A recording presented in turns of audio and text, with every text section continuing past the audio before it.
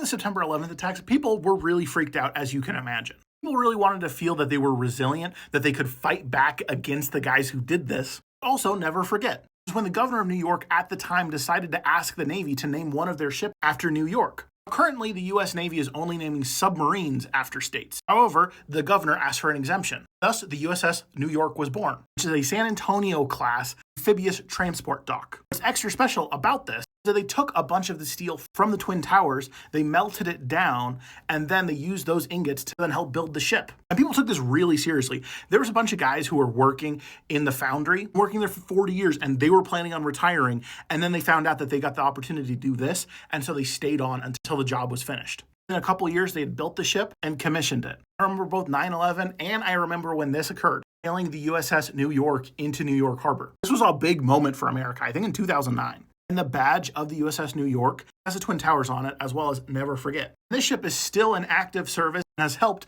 to try and fight and defeat the bad guys who did 9/11. I think that's pretty cool.